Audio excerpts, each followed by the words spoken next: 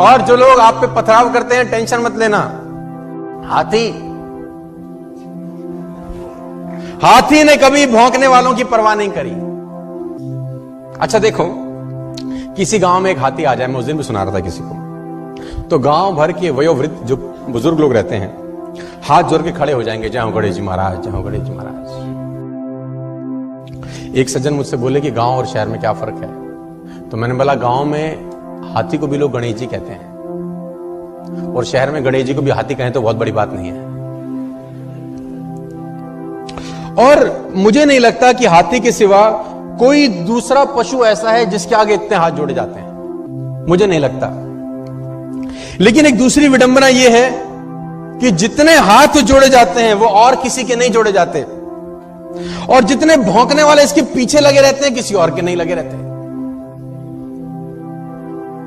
गलत तो नहीं कह रहा मैं आपसे। जितने हाथ जोड़े वाले इसके सामने खड़े रहते हैं उतना किसी और के नहीं, और जितने भौंकने वाले इसके पीछे रहते हैं किसी और के नहीं।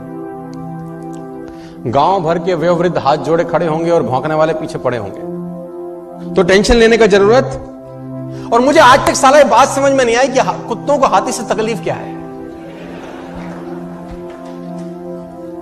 हमको कुत्तों की बात समझ में नहीं आती, उनको हमारी नहीं आती। अगर समझ में आती तो हम पूछते कि भैया तुम्हें तकलीफ क्या है, और कुत्ते जवाब देते तो क्या देते मैं ये भी बता दूं आज आपको।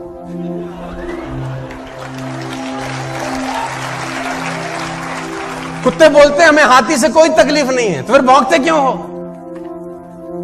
तो फिर भौंकते क्यों? बोले एक ही बात बोलते, हमें तो इसके आगे हाथ जोड़े खड़े हुए जो लोग हैं ना, वो सहन नहीं हो रहे साला।